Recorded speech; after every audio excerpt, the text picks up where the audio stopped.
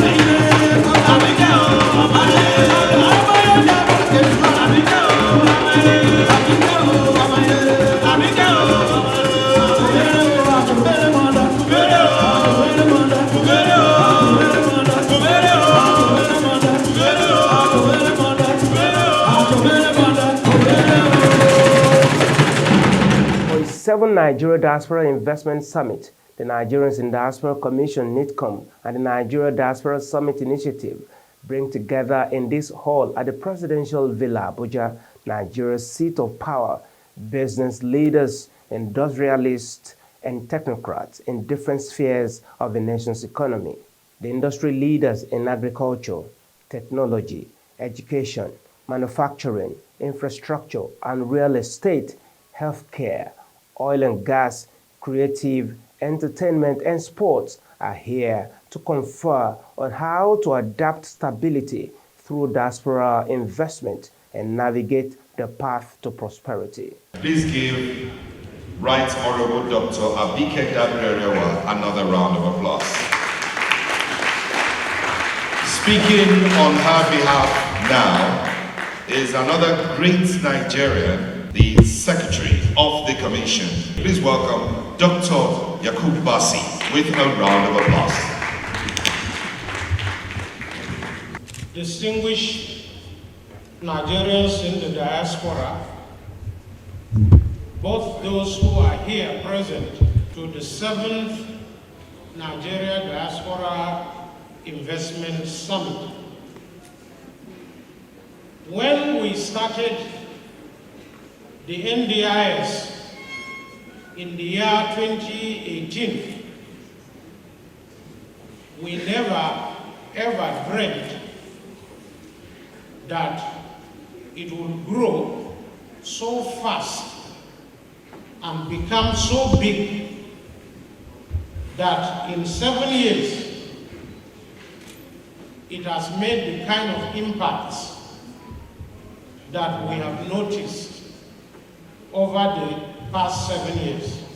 Even when the whole world was shut down in 2020 during the COVID-19 pandemic, we were able to host the NDIS virtually. We are here concluding the 7th NDIS, and by the grace of God, we are also looking forward to starting the planning and execution of the 8th NDIS. For the organizers, the main aim of this event is to drive Nigeria's development, tapping from the country's diaspora. So, from booth to booth, the chief host of this program, Honorable Abike Dabirerewa, moves round to check on the businesses on display. Parallax Bank, and some of these banks fund the real estate projects, and then we have Lenzo Homes, which is another real estate, and then there's a foundation for women. Look, we have perhaps one of the largest diaspora anywhere in the world. We have a diaspora doing very, very well everywhere in the world, developing world economies, and we know that, at any point in time, The diaspora, they have a critical role to play. $20 billion remittance last year, about $19 billion in the last 5 years. It's not a joke. So beyond remittances, we're saying let's engage them for investments. And that's what we're doing. And you know, at this point in time, when Ireland was in recession, 2,000 Irish diaspora came together and saved Ireland from recession. So the first thing we are trying to build is data. Secondly, is try to build the trust. And then engage with them. And we came up with this. And look at them. They're all coming to see areas they can invest and also where they can invest. They want to invest in people and also invest in the country. And we're seeing interest in agriculture, ICT, education, healthcare, and the food business. I can tell you that in the last few years, at least 10 diaspora medical practitioners have set up hospitals in Nigeria. It is their home country. So investing here. Somebody is investing in a small farm. Somebody is investing in somebody's small business. Somebody is in California making Nigerian food and coming home to say, you know what, I want to work with our farmers because it's their product I'm exporting, and they are making money, creating jobs. So there will be challenges, but you know, life is about confronting challenges. Let's leave our comfort zone and do what we have to do. Challenging doing this. I never knew whether we'll succeed or not, but here we are doing the 7th. I started as SSA to the president. So, you know, we're building up gradually. It may take a while, but we're getting that. I hope you too will be part of it. Lens Africa television correspondent Oluwaremilekun Enitan Oyelowo interacted with some of the participants. As one of the sponsors of this summit, what can you say about this summit, sir? Well, it's been a great forum for us to interact with our diasporians and also to showcase what we have in stock for them, and also hear from them their needs too. They also have needs, and we are working on all of those together to modify our service offerings and reach out to more of them. NDIS is a market. So we have to bring our needs, and then people with money bring their resources. So this type of event is so needed, and I've already seen the value in there. For the investors, I think it's a good idea to understand the right expectations. And then for the pitchers, they need to realize that they need to just access more skills, because most of the people I've heard from know about their industry, but that doesn't mean that they understand their business model. You can be a good farmer or a good technologist or good in real estate, but not understand the business model. Thank God that the presidency has given this place. I can imagine if this was, I don't know the name of a hotel, but they start charging 18 million a day. And then it becomes unaffordable. So government are doing their bits. Thank you. And then we just need to do more to keep these things growing. So that's my view. In the healthcare space, with this summit, there's opportunity for people to be able to connect to potential investors, whether through partnership or through collaboration. So it is a great opportunity that it's definitely going to move the healthcare sector for people who are here looking for how to be it an NGO or be it in the business space of healthcare. So this is a right place to be, and it's been very helpful. I would like to say it has been a revelation, actually. You know? Okay. When our CBSO first brought it to me, I didn't know this was how impactful it could be. So yeah, it has been a very enjoyable experience. Inside the hall, participants seized the opportunity to woo investors through their pitches. We have a social enterprise, even in Nigeria, to alleviate economic and social poverty in Nigeria. It's grieving to see our youth selling their property and moving to the UK or moving everywhere. But we are going to create jobs for many people by our capacity building project. We have a farm project where they can actually grow plants, crops, and we want them to be able to take it to the market and sell so that they can earn income. We're seeking support for computers. You can donate the computers. It's not always about money. You can just donate some of these items for us so that we can develop more for the technological skills and also assistive technology. We need a school bus, we have a facility, but we need playground equipment. We just need things that they can use to thrive and function, because they're not avoiding, and yes, they can learn. Thank you so much. for this vision. We would like to support this vision. So next year, if you are going to plan this, we want to be either a gold sponsor or by the grace of God, a better sponsor than what we are doing this year. If you look at the slides running, those are equipment. We've undertaken special projects, complex projects. Those are quarries, and we're running. We've moved into Guinea-Conakry, where we run quarries and working with some of the mining companies. So we are ready for Nigeria. But the thing is, do we have an environment that wants to accept a company in the diaspora? We have proven ourselves outside of there, and with the support we have gotten from organizations like NiDCOM, I believe that even here we can do a lot better. Thank you very much. Not only is this event to pitch businesses, some see it as a means of networking.